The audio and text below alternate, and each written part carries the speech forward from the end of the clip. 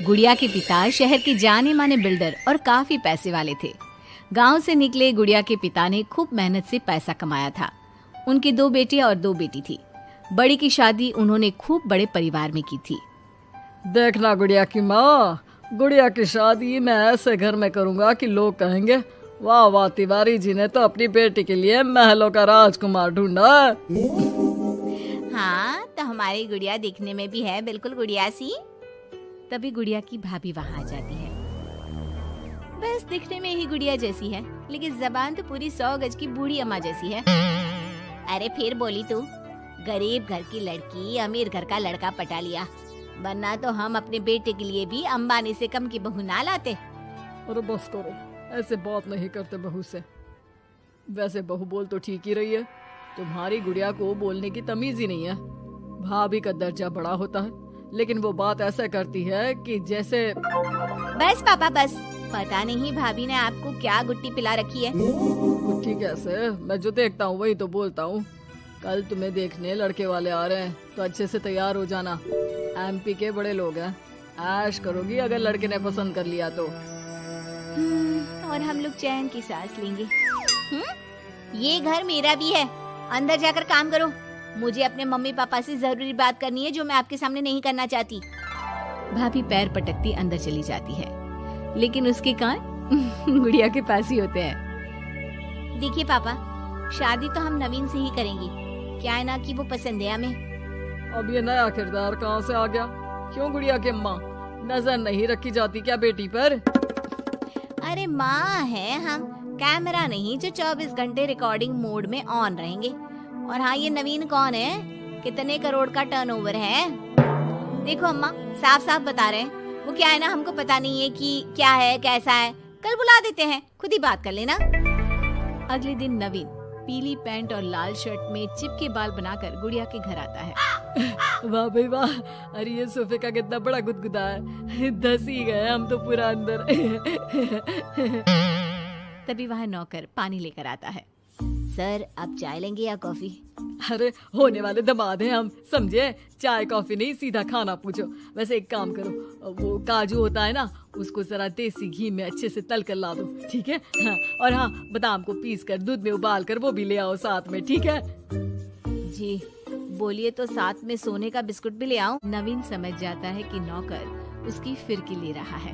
अरे हट, चल जा अंदर, और जो बोला है वो पहले लेकर आ। नौकर के जाने के बाद नवीन पूरे घर को ध्यान से देखता है।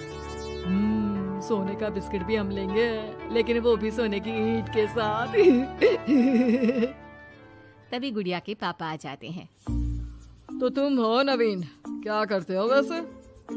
एक काम का तो ऐसा है ना ससुर जी, जैसे ही शादी होगी आप जो 8-10 लाख हम पर न्योछावर करेंगे ना, हम उसी से कोई बिजनेस भी खोल लेंगे। गुड़िया को बिठाएंगे काउंटर पर और हम देखेंगे मार्केट सन्नस से, क्या समझे?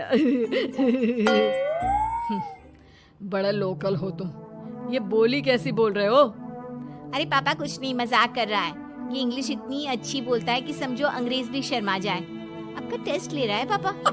ना ना, मैं फेल भी हो जाऊं इस टेस्ट में तो कोई प्रॉब्लम नहीं है, लेकिन इस लड़के से तेरी शादी कतई नहीं होने दूंगा। टक से बोलता है ये बुड्ढा तो, टक से। सुन, भाग कर शादी कर लेंगे तो क्या कर लेंगे? अच्छा रुको ना, मैं जल्दी से 2 कपड़े बांध कर ले आती हूँ। हाँ, और वो माँ के गहने भी। कौन से वाले, हीरे वाले या सोने वाले? मिक्स कर देना, देख लेंगे। और हाँ, नीचे खड़े हैं हम फटफटिया लेकर, स्टार्ट कर रहे हैं, जल्दी से आ जाओ, ठीक है? ओके, अभी आते हैं हम। बस बस, बहुत नाटक हो गया तुम दोनों का। तो रिश्ता पक्का समझे ना? हाँ हाँ, बस भागना मत, नाक कट जाएगी मेरी। तभी वहाँ भाभी आ जाती है, हाथ में मिठाई की थाली लेकर। लीजिए, मुंह मीठा कर लीजिए। इतनी सुंदर नाकरानी रखी है। ये नाकरानी नहीं, भाभी है मेरी। वो पर्दा दिख रहा है ना, उसी के पीछे रहती है ज्यादातर। बाकी उनका रूम तो ऊपर के फ्लोर पर है। पर्दे के पीछे क्यों? अरे वहाँ से इनका अपना ब्रॉडकास्ट चैनल चलता है ना, कौन आया कौन गया, किसने क्या बात की, इसकी सारी रिपोर्टिंग पूरे दिन करके रात में ये हमारे घर का बुलेटिन टेलीकास्ट करती है। तुम्हारा हो गया क्या? तो ये लो मिठाई खा लो। खैर, गुड़िया की शादी हो जाती है नवीन से। शादी के बाद गुड़िया नवीन के घर आती है। अरे यार, कहाँ ले आए? अपने घर कब ले चलोगे? अरे यही तो घर है हमारा किराए का, और कहाँ ले जाएंगे तुमको? ना ना ना ना, इस छोटी सी घर में मैं नहीं रह पाऊंगी। मुझे तो बड़े मकान की आदत है। सही आदत है बिटिया। अरे हम तो बोल रहे हैं आदत के साथ कोई कॉम्प्रोमाइज नहीं करना चाहिए। जाओ, कल जाओ अपने पिताजी के पास और उन्हें अपनी समस्या बताओ। अरे तिवारी बिल्डर का तो नाम चलता है, दुनिया को घर दिलाते हैं, अपनी बेटी को कैसे छोड़ देंगे इस छोटे से घर में? होता भी वही है। गुड़िया के पापा उसे एक मकान ले देते हैं। देखिए पापा जी, आपने गुड़िया दीदी को शादी में लाखों दे दिए, मैंने कुछ नहीं कहा। आपकी बेटी है, लेकिन ये तो रुकने का नाम ही नहीं ले रही है। अब घर भी ले लिया। अरे कितना देना है, कब तक देना है? तेरे पेट में क्यों दर्द हो रहा है? मेरी बेटी है, जितना चाहेगी, जितना मांगेगी उतना दूंगी।